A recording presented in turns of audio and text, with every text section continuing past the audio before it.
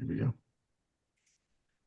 Perfect. And we're live for another TNT education session. Happy New Year. We are in 2024 and we are kicking it off with a rock star panel on Agri-Food, the fundraising landscape, what it takes to get capital in 2024 and beyond.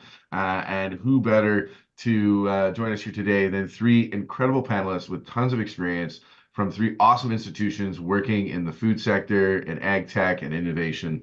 So I'm gonna, without further ado, introduce our three panelists, and we're gonna dive right in. If at any point you have any questions you want to ask of our panelists, feel free to post those in the chat. You can use the reactions button to raise your hand, and we'll dive right in. I got lots of questions to ask, but I love to hear from the audience. So let's make this an interactive and fun session. Right. Introducing our first panelist, I've got Rene Benoit, the Director of Venture Capital at Farm Credit Canada. He's responsible for FCC's Venture Capital Program in his current role. And that program supports ag and food entrepreneurs at all stages of the business life cycle through investment in various VC funds through a fund-to-fund program and strategic partnerships with accelerators and incubators like Startup TNT's upcoming Agri-Food Summit program. Renee's a financial professional. He's got over 20 years of experience in private equity and corporate finance, holds a BA in business administration, and is a CFA, and as well as ICD trained.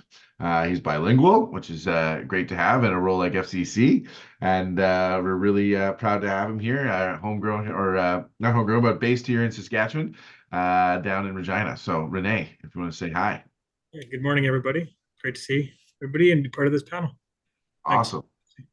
And coming up next from Saskatchewan, we have David Gauthier, who's a highly experienced authority on product and technology viability and market potential for the last 20 years, both the public and private innovation sector. He's got a PhD in biology. So not only does he understand the science, but can translate and mobilize that knowledge into investment opportunities. He is the current VP of Commercialization at Natural Products Canada and responsible for the development and direction of MPC's inaugural investment arm, which resulted in 13 investments, 2 exits, and an enviable track record of additional jobs, revenues, and investment attraction for the portfolio companies. Prior to NPC, David was the vice president of the Central Region of Forage Technologies, managing a $42 million fund. And he's quite involved in the Entrepreneurial Foundation of Saskatchewan and has worked with NRC IRAP as well in the past. So tons of experience there, really understands the landscape, understands those grants. So we're really happy to have David here. I want to say hi. Thanks, Jesse. It's a pleasure to be here this morning and looking forward to the conversation. Awesome. And finally, but certainly not least, we have Chris Edwards from Tallgrass Ventures coming to us from Calgary. He's the key cog in the Tallgrass machine, the managing partner over there. 20 years of experience deploying capital into multi-million-dollar projects, managing diverse teams, and conducting investment analysis. Now Tallgrass is on the road for a tens of millions of dollar fund, I should say. And they're focusing on the agri-food sector. Chris is an empathetic and thoughtful leader. I know that from experience. He was a TNT investor with us for a few years before he started the fund and has worked in oil and gas, M&A, and independent investing. And he's very passionate about agri-food, coming from a small town actually here in Saskatchewan. And we're really proud to have Chris on the panel today. Chris. Yeah, happy to be here as always. Love TNT. Love what you do. Awesome. Well, thank you all for being here. And to kick us off, why don't you just we'll go through the list here. Renee, David, Chris. A little bit more about your organization, your role, and anything else you want to share sort of about kind of where you fit within the agri-fund or funding landscape. Yeah, no, thanks, Jesse. Yeah, so FCC, lots of people know the organization for its kind of more traditional kind of lending and activities. But we have had a very thoughtful sort of venture capital program that's evolved and changed over the years for different reasons. But we're guided. Obviously, we're a federal crown corporation, and we're guided by a mandate letter from the minister. And one of the key things is we are to be a catalyst in attracting capital in the ag ag tech, ag and food space. And so we want to, be meaningful in the industry, accelerating growth and productivity and sustainable practices, and just really, helping the industry move forward. So FCC has had a venture capital program since 2001. It was an internal program for the first 5 years. We then outsourced it to a single manager from 2006 to 2018. But then in 2019, the decision was made to evolve our program, and it is what it is today, which is what's called the fund of funds program. And so what we do is we identify GPs, fund managers across Canada who have a focus, an investment thesis in promoting and supporting Canadian ag from the seed stage all the way through growth, and support those fund managers with capital, which they then make investments in the space. Our fund has grown over the years. We currently have just under 600 million in committed capital in the industry across 18 different funds. The part that's important to us as well, that Jesse mentioned, is we also like to support accelerators and incubators, and we provide, financial support to accelerators across Canada that, have different mandates. But the background of all of that is always promoting and enhancing the early stage ag space. And so we've got some really good partners, and happy to be here today and share a bit more about what we do, how we do it, and what we're seeing in the industry. Awesome. Yeah, very proud to have FCC's support. I know you support our friends over at Cultivator a lot, and you've invested in a number of the funds that we work with here at TNT. David, up next. Tell us a little bit more about NPC. Yeah, good morning again, everyone. So Natural Products Canada was established back in 2016 to drive natural product innovation to market. And we define natural products very broadly. So it include things like novel ingredients for food or feed or cosmetics, bioproducts, circular economy type opportunities. We're focused more on biologically based solutions. So we don't do software or hardware or drones or those kinds of things, but we're here to solve biological problems. We do that through advisory services, connections to experts in the ecosystem that can help our clients out by dealing with broader issues of various parts of the industry, such as our recent report on fermentation capacity and the lack thereof, and how that's holding innovation back. And also through funding programs, which have had various forms over the last 7.5 years or so. Under our first 5-year mandate, we had a series of repayable loans that formed our commercialization programs to help very early stage companies basically take a crucial step in their development that would hopefully enable further investment after they completed that step. We also had our own internal investment fund that Jesse spoke about in the introduction, where we made 13 investments in companies. I've had 2 exits. Remarkably, all of those rest of the companies are still alive, have now generated over $100 million in revenue, and have levered an additional $170 million in incremental financing since we invested. So hopefully we demonstrated that there is an ability to create good companies, grow good companies by investing in early stage opportunities here in Canada. Over the last 5 years, our mandate has changed a little bit. So our commercialization programs are now non-repayable. And in partnership with FCC, Natural Products Canada has created Nadara Ventures, which is an independent venture capital fund targeting $50 million, has just recently announced a close on its first 20 million to continue that investment opportunity in those early stage opportunities that we demonstrated could be good investment opportunities through our first fund. So I think I'll leave it at that. Awesome. Yeah, great work at Natural Products Canada. We always need more investors in the space and helping develop these homegrown products and technologies. And speaking of more investors in the space, we got Chris Edwards here, Tallgrass Ventures, one of the newest entrants in the agri-food VC landscape. Tell us a little bit more about what you're doing over there. Sure, yeah. Tallgrass Ventures, we're just finishing raising our first fund in Agri-Food.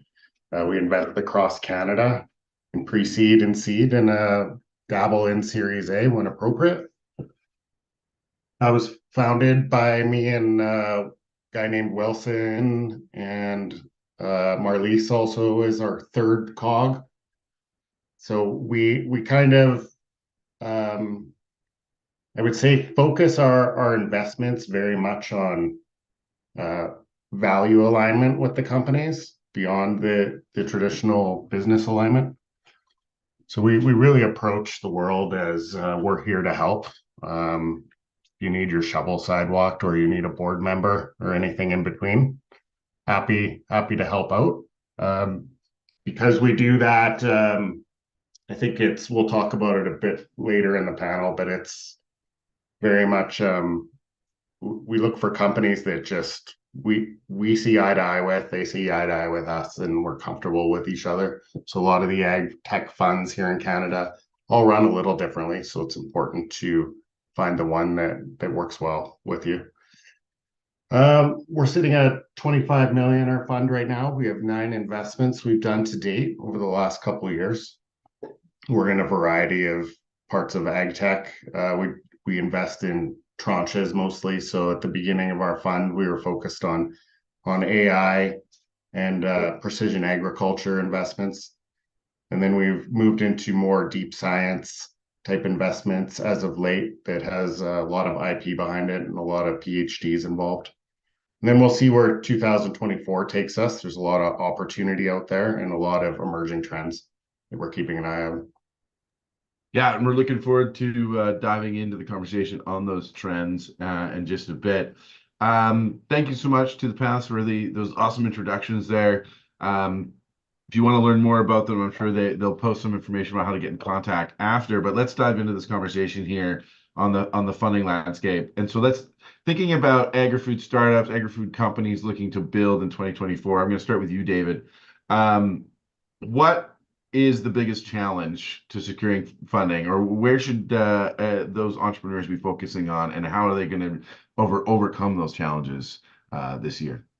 Yeah, I think one of the biggest challenges that has popped up over the last couple of years that doesn't appear really to have a solution yet is how to deal with scale up of many of these opportunities. So for many of our clients, because they're dealing with a natural sort of resource that they're trying to transform into some other potentially value added resource, it involves often a lot of infrastructure, right? So we're talking large processing plants or using massive amounts of fermentation capacity, which can be very costly, either to try to access if you're lucky enough to find a contract manufacturer for you, and even more difficult if you're trying to build your large facility.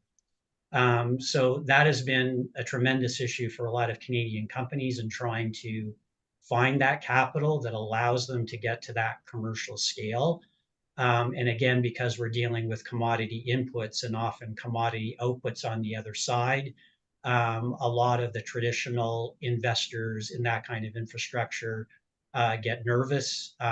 They're waiting to see, what cash flow can be generated from these opportunities. So we feel that is really, really holding things back. Protein Industries Canada has been, talking about this issue and trying to find solutions for their clients who are involved in alternative proteins. But it does extend, I think, much more broadly to other types of ag food companies that we have here in Canada as well. So I think that's probably the biggest challenge that we're seeing from a lot of our clients. Yeah, great place to start. Slight variation on the question, Chris, coming to you, and then Renee will bounce to you for the final word on this. Chris, you've working with companies over the last few years in the startup space here in Western Canada. Sort of how has the challenges that the startups that you're working with facing sort of change and evolve over the last few years? And what is sort of the main areas that you're seeing that these startups are struggling with in going into 2024? Sure. I mean, just adding on to what David was saying, we're looking for innovative business models, which is a big challenge for these companies. So we're seeing the exact same thing that David talked about with a lot of these ingredient companies having a lot of capital required down the road. And so the struggle is, which is a challenge proposed by a lot of the investors, is how can we change these business models to make it less of a barrier? So whether it's finding ways to find toll manufacturers, third party. I think it's going to be easier in 3 years. So this is a isolated trend, but they have to get through it. Giving up a little bit of the upside by licensing things out, just trying to get money flowing in. It's just any type of innovative business model you can come up with that's not run of the mill is what we're looking for. And that's very hard to come up with, right? Like business isn't a new thing. Not everything's been tried, but most things have been tried. So I would say thinking out of a box, it's a bit of a cliche, but got to think differently, right? Like how do we change the way we do things to make it just make sense to invest in? Absolutely. Yeah, there's definitely a reorganization happening amongst investors, thinking about new strategies. We're going to get into, grants and debt a bit in a minute. But Renee, I want to hear from you. You're, as an LP in multiple funds, and sort of getting that high level overview of the industry and sector. What are the trends that you're hearing and seeing within the investment fundraising landscape? And what should the startup founders are here, and I'm sure there's some investors and capital deployers here. What should we be thinking about going into 2024? Yeah, 2023, tall grass being the exception. It's a difficult fundraising environment.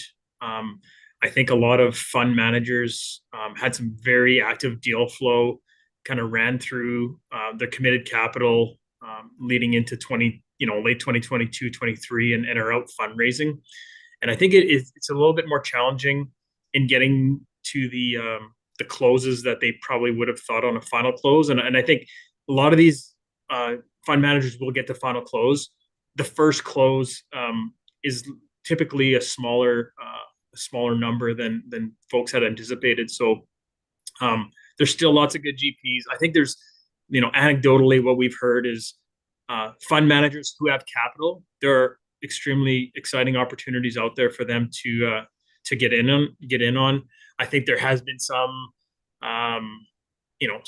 some valuation kind of adjustment, and so fund managers who have capital are finding great opportunities to invest in. I think the investment theses are all still intact, but there has been an adjustment on the valuations, and GP, like I said, GPs with capital are finding good opportunities. If I bring it down one level to startups and companies, one of the things that I think of is I think the important piece to do is like really folks need to do their homework and find out who your best match is. I know Chris talked about alignment philosophically and from a business perspective, and so making sure that who the capital providers are out there, and are they a good match for you? Do they have capital? Do they have ability to follow on as you continue to grow and scale? Those types of things. And so, yeah, it's just some thoughts on that question. No, those are great thoughts there. And it's good to know, sort of understand, where the ecosystem is at. I think it's important, I think, for startup founders in particular to understand that the macroeconomic conditions and the fact that, folks are not raising those VC funds, how that sort of dominoes down into their ability to grow their companies and scale. Thinking about the role of government grants and subsidies, got to come to David. I know he's ready for this one. Thinking you've got a lot of experience in this space. What are the programs that the founders should really be paying attention to, and how important in terms of the urgency and priority should they be putting on these grants within their funding strategy? Yeah, they absolutely should be pursuing the programs. I mean, it's non-dilutive capital in most circumstances, so really helps to lever whatever they're able to get at the earlier stage. I mean, Canada is pretty good in terms of providing funding for this sector. Agriculture is obviously one of our biggest industries, one of our largest export industries. So there's always going to be funding for ag food in some shape or form going forward. A lot of the federal money gets distributed through the provinces who handle that money on the early research side a little bit differently. So for even for the most early research projects, for example, in Saskatchewan, it's the ADF. I think it's AAC in Alberta. There's organizations that provide funding for industry and researchers at the very early stage. Once a company is kind of involved, obviously National Research Council, industry research, or the IRAP program, Industry Research Assistance Program is one of the key players across Canada in providing non-levered, financing towards getting things, to that proof of concept or get a product to market. Some of our own funding on our commercialization programs, which are now non-repayable, again, can provide 40% of the cost of a scale-up trial, a market study, or actually in hiring a key individual for your company to help you move forward. So yeah, we're often underfunded and we can't afford to do Super Bowl commercials. So sometimes we're not as obvious out there and people don't know about us. But really, if you contact any of those organizations, we kind of work together. And so we can help refer, people to the IRAP program or other programs if we're not able to help, and vice versa. Yeah, absolutely. We all do work together. We've got all these different sponsors and partners. A lot of the folks that are involved in the granting are involved in the investment summit programs that we run here at TNT, including National Parks Canada. Chris, similar sort of vein on the question here, but how do you, as an investor, as you're evaluating a company, think about their granting strategy, their granting history, and how important is that in sort of reaching conviction on the deal, or what pieces that play in the overall due diligence that you're doing on a potential startup you're going to invest in? Yeah, so with early stage companies, I want to see in my due diligence that even if they haven't secured non-dilutive, they have a good strategy to try to go after it and are aware that it's an important cog in their entire fundraising strategy. I think it should be not relied on, right? So I think some companies I see rely a little too much on it, and non-dilutive is the same as dilutive. It's not guaranteed to the bank, right? So we've seen some types of non-dilutive disappear over the last 6 to 12 months, and some new stuff has come up as well. We work with the teams to also provide more opportunities, so they don't have to have all the answers. They just have to be aware of it, be open to it, have it part of their plan, and then we will do everything we can to get every grant and subsidy option over to them. If they have not raised any non-dilutive, that's not a big problem. It's just, yeah, making sure everyone's aware of it. And I think, I mean, I don't want to go back to these capital intensive companies repeatedly, but if you need like $7 million in 2 years to build a plant and you're relying on non-dilutive funding, when you're presenting to us, that's a bit of an issue, right? Because you may not get it, and then that just kind of kills the whole thing. So there needs to be several backup plans. Absolutely. Yeah, and just speaking from a little bit from my experience on this and with the TNT investors, it isn't necessarily a deal breaker as Chris mentioned, but having that non-dilutive, or at least having that relationship with, say, NRC IRAP, or a National Products Canada, to know that you're getting that support, that mentorship, guidance. That's a signal to investors, right? And at the end of the day, investors are just reviewing all the different signals that are in front of them, and the more sort of signals you can provide that reduce the potential risk, the higher likelihood that you're going to get that investment at the end.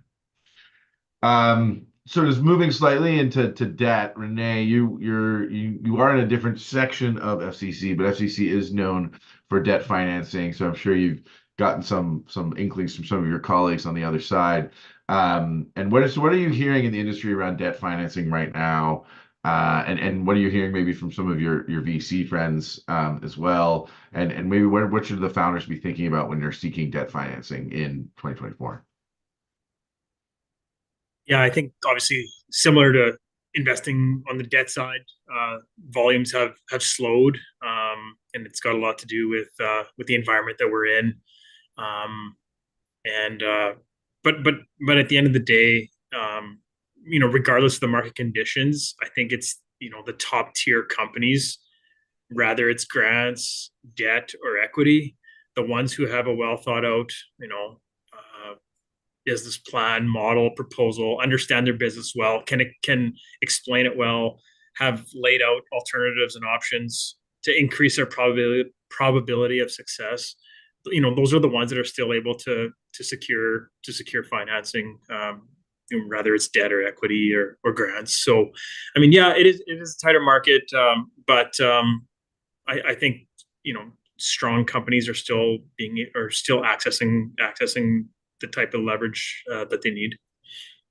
What type of terms and interest rates are you hearing about or seeing? I'll have to defer on that one. I'm not too close to the debt side of the business here at FCC. Yeah. Chris, are you hearing anything from your portfolio companies with respect to the types of terms they're getting? Yeah, I mean, I'll just say interest rates are high. Everyone knows that. I've heard varying numbers, but I mean, 10% kind of pops in my head, but could be above or below depending on a few things. It's focusing on the rate, I don't think I mean, we can worry about rates all we want. It is what it is. Debt always has a part to play in personal life, in standard business, and in startups. So, I mean, just being responsible on how you use your leverage when interest rates are high is important. Don't get in over your skis, whatever the idiom is. So, David, you hearing anything on debt financing from your perch? Yeah, to me, I guess when it comes to our companies, it's probably more about what are you using debt for, right? I mean, if you're free cash flow and you're still in technology development and you're borrowing a bunch of money just to pay salaries and keep things alive, that gets really dangerous, right? So that's money you got to pay back. And really it comes out of the pocket of the next people who are going to be, shareholders and investors, in you. So I think things like if you need some equipment, and there's sort of a lease to own or some sort of a loan program that's basically secured by that piece of equipment, some of those things become more sort of doable or around your facility. But yeah, when you're trying to use, debt to just basically keep everything alive, again, it can just accumulate, and that could be called in, as soon as you can't make the payments, and things can get pretty dangerous. So just more of a warning, from our side in terms of what we've seen with some of our opportunities.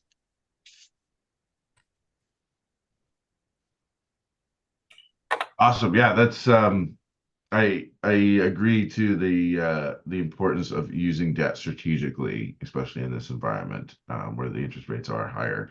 Because something to keep in mind too is if you leverage too much up on debt, you become unattractive to investors, right? And that can definitely sort of sewer you very quickly. So pivoting back a bit to sort of where we're at in the ecosystem with that investment. FCC has been investing in VC funds for a number of years. Sort of how has that evolved, and what are you seeing in terms of the ecosystem on terms of where there's lots of capital being deployed right now versus where maybe the gaps are, and also, where are in terms of VC funds, are you seeing any sort of particular areas of interest within the agri-food supply chain that these VC funds are excited about and focusing on, and therefore you're investing in those funds? Yeah, I mean, obviously, our focus has always been on Canada and on ag, and so that's really our North Star. So if it's a GPs or fund managers that are 100% focused on those, and it's those 2 points get a lot of attention from us. As we've grown our program, we've supported some funds that have DEI, diversity, equity, and inclusion, or a percentage of Canada in their funds. And so, we, depending on the thesis, where they are, whether it's a seed to Series C, if it's focused on a certain segment of the ag and food value chain, we've been super excited about supporting those. So really, our criteria hasn't changed, but our program has evolved, and we've improved our knowledge and processes over time. I think some of the area that is really starting to gain more attention is really around that sustainability and productivity, and obviously with some ESG components. And so those are thematic. I mean, we support funds. Those aren't requirements that we ask, but those are thematic pieces that fit into funds that are investing in food or in tech. And so those are overlays for us across our program, and areas that are getting more focus. Yeah. And Chris, just adding on to that, you mentioned a few trends there at the top that you've been seeing, at least with Tallgrass, but what are you seeing across the wider agri-food sector? Where's the excitement? What areas maybe aren't getting as much attention but should be? Yeah, I'll talk about a couple emerging sectors that I think they're not completely investable yet, but they're going to be over the next year or two, and so we're watching them closely. And that's, I mean, we already talked about the ingredients thing and being able to figure out the capital problem there, but there's also cell agriculture, precision fermentation that we watch closely. So there's been the fermentation side's got a lot of investment into it, but I don't think it's quite there for the broader world yet. And cell ag's maybe a little too early, but they're going to be important at some point. There's going to be some answers coming out, and so we want to be on top of it. So we watch those quite closely. A trend also that we pay attention to is just the evolution of how startups prepare their IP strategies. So IP-driven companies check a lot of boxes right out of the gate. And that's very helpful for us. So it just takes one more risk out of the equation. Absolutely. Yeah, getting those IP. And we're going to get the question in the chat, but David, I want to get your thoughts on this subject. What trends are you seeing, in the excitement in the startup world, and maybe around, funding sources and where they're kind of focusing some of their attention with funding that you're hearing? Yeah, I'd agree with Renee. I think, I don't know if it is a trend, but looking at what's happened, since we got into the business, I'd like to see more ag food dedicated funds, right? And of course, FCC has done that with Ag Capital Canada, the 51 Food and Ag, program, Nadara Ventures, the work they've done with Thrive and Bioenterprise. So I just like to see more of those dedicated kind of funds. When we were running our investment fund, we would co-invest with like a clean tech fund. So people who would normally be doing like solar panels and energy, but there was maybe enough interest in the sustainability aspects of some of the stuff we were doing that we can bring them along. Certainly, if it's a hardware or software or drones or something like that, investors in the IT sector, we're understanding the technology and now seeing agriculture as a new vertical potentially to invest in. But again, it was kind of hodgepodge, and that kind of makes sense, right? Because ag food, to define it, there's all kinds of different industries, all kinds of different technologies.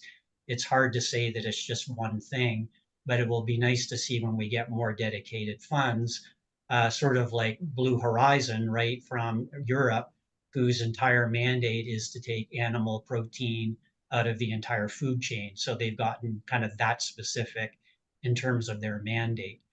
So hopefully we'll see that, and then it'll be easier for the companies, you know, to be able to know that there are people who are dedicated to this industry and start there rather than knocking on every single door just to see if there could be a fit with their particular opportunity. Yeah, it's still a small ecosystem of funders or investors in the ag food VC space, and so the more the better. And one thing that just came to mind is, as a company, like there are a lot of other funds who have a percentage of their fund dedicated to ag and food or ag tech or what have you. And so, while they can be an investor, and a lot of them are, and they are good ones because they bring other value to the table. The path of least resistance is working with a fund that is solely 100% dedicated to your sector. Yeah, being able to find those strategic investors that can provide value, and Chris talks about that a lot with Tallgrass Ventures. They're building a platform, providing those opportunities, building out those networks with venture partners that have industry experience that can provide that value to you. And Renee, when you're thinking about the VCs that you want to invest in, to my point there about strategic VCs, how are you evaluating them? How do you just to give a little insider info here to folks here, how is the process of an LP like FCC evaluate a VC fund? Yeah, I mean, I don't think we're much different than a lot of other institutional investors out there. We've really we've honed in and we've improved our process and our knowledge over time. But like for us, again, just starting off, like the benefit to Canada and ag in Canada. So that for us, that's like kind of where we need to start.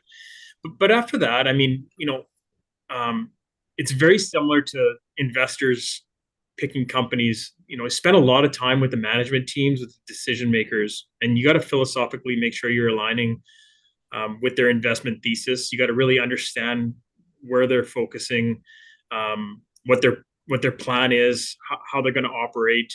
Make sure that they have the quality and breadth and depth to run their funds. Because these funds they're 10+ year commitments, and so it is extremely difficult to raise money. Then you have to place the capital, and it's like extremely hard to find and to exit and to actually have that crystallized realized value back to your investors, which then at the end of the day means that you've helped Canadian ag companies grow. So yeah, I mean our process is pretty, we have our key things that we focus on, but understanding the organization, the management team, as I mentioned, the governance piece of the funds are very important to us as well. As far as the principles and the support, rather they have advisory boards and committees, and how those all integrate into the investment decision-making process. We also like to really understand the fund's deal origination. Like, they're going to raise a bunch of capital, but can they actually find good companies to invest in? So that's important. And their approval process, and yeah, like I talked about it, the portfolio management and ability to exit and create that track record. So just some high level thoughts on what we look for in managers. Yeah, that's really for me, I find that very interesting. I hope some folks in the audience do as well. pivoting or continuing on that same conversation, I'll get to that question in the chat. David, you mentioned their deal flow. Renee mentioned that, and how folks get deals. Maybe you want to just talk a little bit, because I know there's a few investors here in the room, but there's also the startups. So thinking about, like, how are you getting the deal flow? How do you get noticed within that deal flow, or how do investors pick out of that deal flow? We'll go David and then Chris on the same question here. Yeah, I guess deal flow for us has not been a problem. I mean, it's been pretty consistent since the day we were founded, about 50 new companies per quarter that we had never heard of before, either get introduced to us from somebody, find us, cold call us. And that's been relatively consistent. So, and then we have a long-term relationship. So once we meet somebody, sometimes it starts with advisory services, sometimes it's a funding program, sometimes it's referrals to other investors. They sort of become part of that club. So deal flow really hasn't been much of an issue. In terms of looking at the dynamics around our previous investment fund, they were pretty typical for most funds, where out of the hundreds and hundreds that we looked at, there was about 100 where we did more than a superficial dive, kind of got into it, and then about 10% of those actually got investment on the other side. So in terms of the starting with 1,000, diving into about 100 to get 10 investments, it seemed to sort of follow most of the kind of dynamics and triage and sort of pipeline metrics, I guess, that we've seen from other funds. Yeah, it helps when you've got that big organization, lots coming in. Chris, yeah, as a VC, where is deal flow coming from? How are you evaluating it, and how can a startup stick out within sort of a deal flow pipeline to make sure that they get your attention? Yeah, so our deal flow comes from multiple channels, everything from close contacts, referring things, all the way to cold calls through our website. I kind of split it in my head into two segments. So there's startup deal flow and then actual specific deals. So when I say a specific deal, it's like there is this bridge round going on with this company. And that's been a lot more what's happened the last 6 months. So it's a lot more focused. We're not just populating with hundreds of companies. It's also, we look at how many interesting rounds are going on. Because I don't know if everyone's aware of it.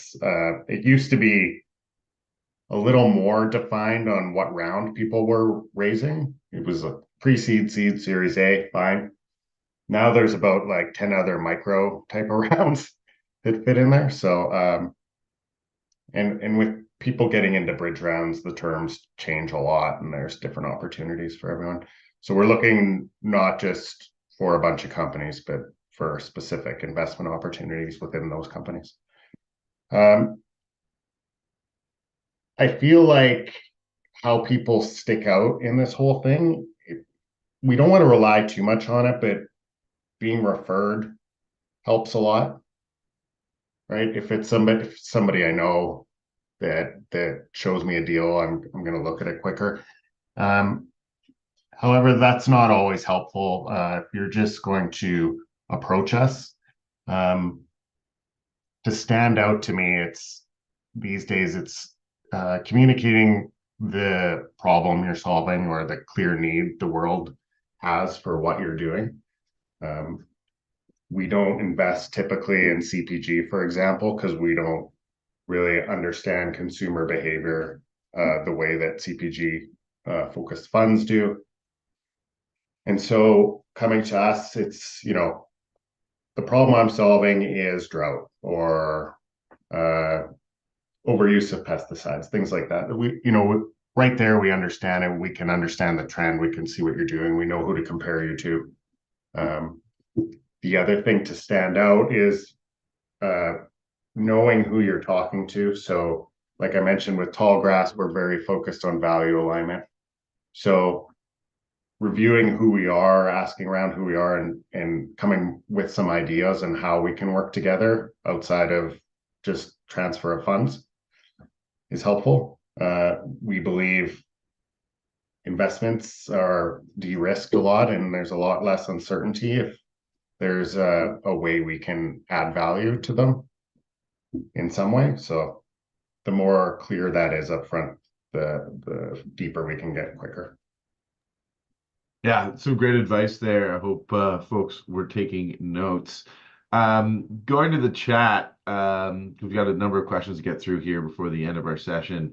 David, you talked a bit about this, and then maybe Chris wants to follow up. But we're working with the programs, working with those research institutions, and how important is it to be working with those institutions, developing that IP as part of the overall strategy to build their business? Yeah, it's certainly there's lots of great research capacity. Well, yeah, here in Saskatoon, I mean, with the university and Agriculture Canada being here, and that happens across Canada with other institutions. So I think a lot of companies forget that. There are some great programs, the NSERC Eye to Eye program, where you can be working with a researcher in a lab to be able to prove something out at scale and again get some non-dilutive financing for that. It doesn't come without challenges though, because that research is done in the lab context where you're dealing with graduate students and lots of other things that professors are doing. So sometimes the timelines don't fit with what industry would like. But certainly, if you're at the point where you just can't hire any kind of permanent technical person, or trying to solve a technical challenge, you have an idea about what could be, then don't forget that the research institutes are there. You can work through their tech transfer offices, or in some cases their research service office, depending on the institution, to help to get some help in finding out who might be able to help you on that journey. Awesome. Yeah, great point. Anything to add there, Chris, on the IP side of things? I know you kind of hit that in one hit. Yeah, the only thing I would say on considerations of IP is there's a lots we can help with our contacts, but just understanding how IP can play and how you communicate your moat is very important. But it's not the be all end all. There's many trade secret approaches that are fine, and maybe lots of companies just don't want to publish what they're doing very much. So it's the broader defensibility strategy of their technology is very important to us. A lot of these companies maybe that don't have that maybe belong more in, if you talk about a B2B SaaS or something, speed to market. It gets a little dangerous in some of the ag tech things around here for investment sake, because stuff can fail fast, and that's not good in ag tech, because ag tech usually has a longer period of time that it has to develop in. And so if you're going to fail fast, it doesn't really fit our model. It's got to grow slow, fail slow. I know that doesn't really match with the overall definition of traditional venture capital, but that's what makes ag tech a little different. And that's also something we have to work on how to educate potential investors in our fund, for example, is ag tech behaves differently. The returns seem to be the same because the failure rates are lower, but the upside's lower. Yeah, that's some great little tidbit there as a note to think about, and also on the other side as a startup founder, thinking about making sure you're going after the right type of investor for you. And on that topic, we've got a great question here from Pam Bailey in Manitoba, asking about a more traditional sort of business, ticking a lot of boxes, trying to get that last bit of funding. Anyone want to jump in on this one? I don't know, David, maybe you want to, or Renee? Sorry, can you read the questions? I don't have to flip out of here. Oh, okay, yeah. I'm a woman who owns 51% of my ingredient manufacturing business, providing an ingredient in the fermentation industry, sourcing the ingredients from their family farm. Ticking a lot of boxes on sustainability, DEI, potential, but they're kind of first in a new territory and an outlier and struggling to secure the last bit of funding that they need to get into production. And they're in tough territory as some of the traditional sources have tightened up, and they could be in production in just 6 weeks with 150K, but finding it hard to find the right fit because they don't fit the norm. So, any advice to share for a business like that? Yeah, I mean, just again, a good example of the challenges of this industry, right? So without having, all of the details, and this relates to Chris's comments on timelines, for anything that's any organization that's investing in anything pre-commercial, um, you always are looking for something that is innovative, right? You have to have that protection of innovation and something that's going to, change the marketplace or have a chance to compete, to be able to take that early stage leap.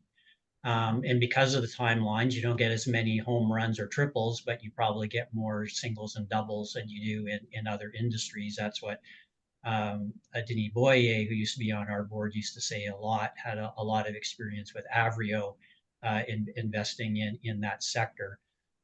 So the issue of getting money at the early stage is really trying to prove and demonstrate that you can make money at different levels of scale, right? So we're working with an ingredient company that has figured out that at 1,000 liters, there's a customer out there that's willing to buy it at a higher price because they're a small sort of independent brand and they're going to use this natural alternative ingredient to enhance their brand.